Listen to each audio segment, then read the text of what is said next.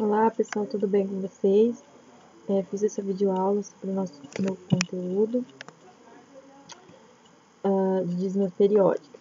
Lá na plataforma do Google Class tem um vídeo que fala sobre dízima periódica e também a encontrar frações geradores de dízimas periódicas simples. E nessa vídeo a gente vai aprender a encontrar fração geratriz de dízimas periódicas compostas. Mas antes, vamos relembrar o que é dízimas periódicas.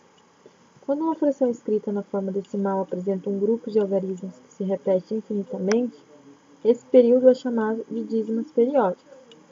Bom, aqui eu tenho dois exemplos.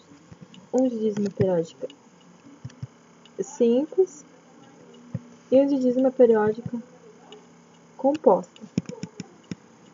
Aí, o primeiro exemplo, de dízima periódica simples, a gente vai aqui analisar. Eu tenho uma fração, 1/3. Aí, para obter a forma decimal dela, eu vou dividir o numerador pelo denominador. E eu vou obter minha forma decimal, né?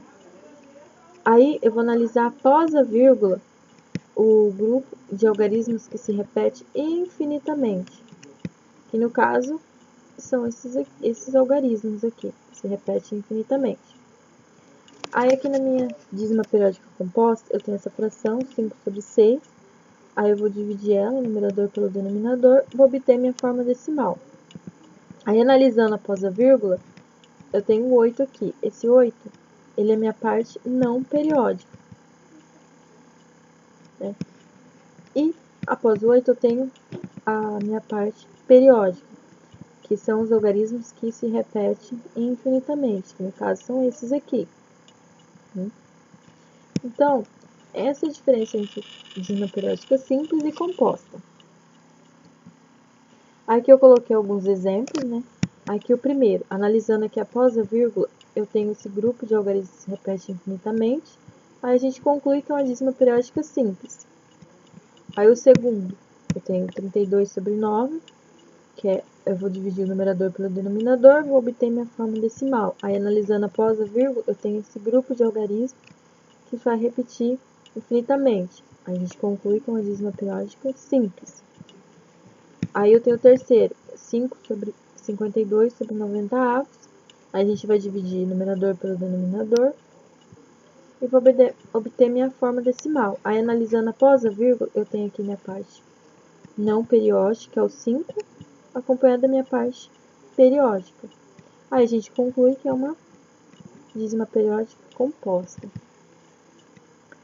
Aí, aqui no meu último exemplo, eu tenho a fração 1163/990.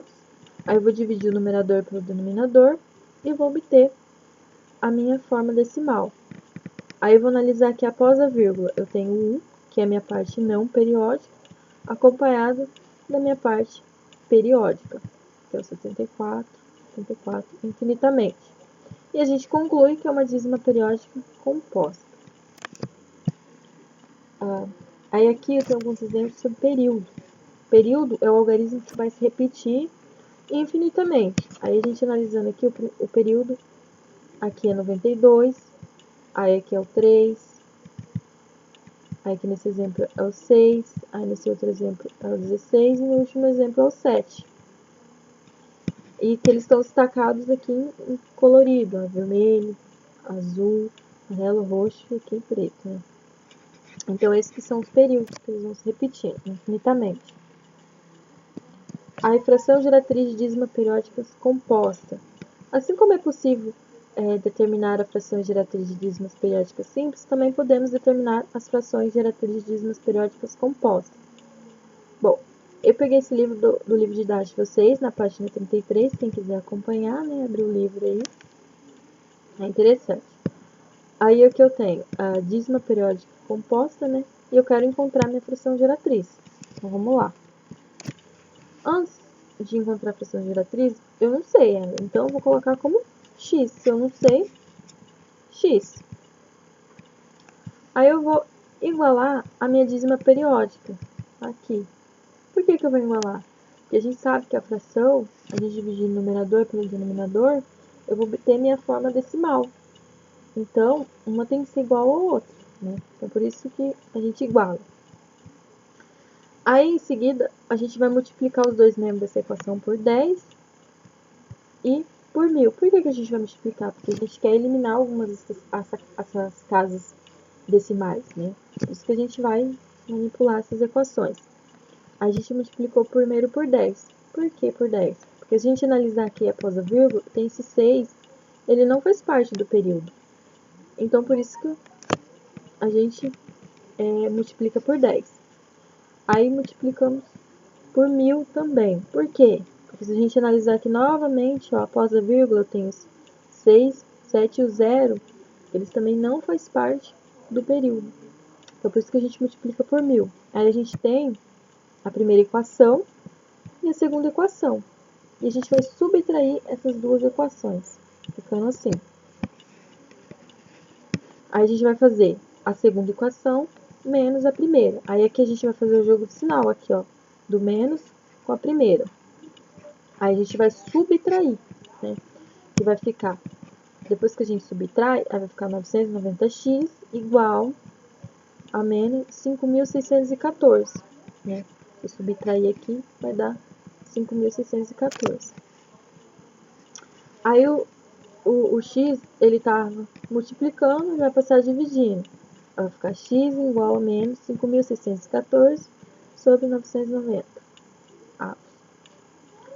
Aí aqui eu simplifiquei a minha fração, né? Resultando em x igual a menos 2.807 sobre 495 avos, que é a minha fração geratriz que a gente estava procurando. Perdão. Que é a minha fração geratriz, né? Aí aqui, vamos recapitular o que a gente fez. A gente multiplicou essa dízima por 10, pois havia um algarismo que não pertencia ao período, no caso o algarismo 6, né? Por isso que a gente multiplicou por 10. Aí multiplicamos por 1000, pois tinha 3 algarismos, né? Até a repetição do período, que no caso aqui é o 6, o 7 e o 0, que não pertenciam a esse período. Por isso que a gente multiplicou por 1000. Aí, em seguida, a gente subtrai as duas equações, eliminando as casas decimais e encontrando a nossa fração. Então, por esse motivo que a gente multiplicou por 10 e por 100, para a gente eliminar as casas e encontrar a nossa fração geratriz. Aí aqui tem um outro exemplo, né? Eu quero encontrar a fração geratriz dessa dízima periódica aqui. Aí x, né? Porque o x é a minha fração que eu estou procurando, eu não sei, então x. Igualei a minha dízima periódica. Aí a gente vai multiplicar o menos dessa equação por 10 e por 100. Por que a gente vai multiplicar por 10? Se a gente analisar aqui, ó, o 0, ele não faz parte desse período. Então, por isso que a gente multiplica por 0, né? Por 10. Aí a gente observa aqui onde que o 0 veio. O 0 andou uma casa. Aí a gente multiplica por 100. Por que a gente multiplica por 100? Porque, novamente, se a gente analisar aqui, ó, o 0 e o 3, ele não pertence a esse período. Então, por isso que a gente multiplicou por 100. Aí a gente vai subtrair a primeira pela segunda, obtendo essa equação aqui, 90x igual a 6.213.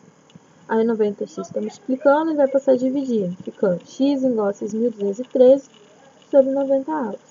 Aí que a gente vai simplificar por 3, né? A gente poder reduzir essa fração, ficando x igual a isso aqui, que é a nossa fração geratriz, que a gente encontrou. Então, recapitulando, a gente multiplicou essa dízima por 10, pois havia um algarismo que não pertencia a um período, que no caso aqui é o 0, e multiplicamos a dízima por 100, pois tinha 2 algarismos até a repetição do período, né, que não pertencia, que no caso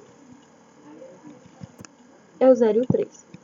E em seguida subtraímos as duas equações, eliminando os casos decimais e encontrando a nossa fração.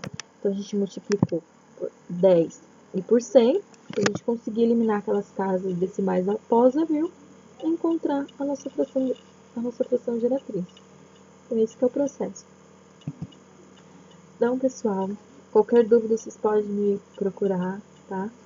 Que eu vou estar disponível sempre para ajudar vocês, tá bom? Fiquem bem, se cuidem e até mais.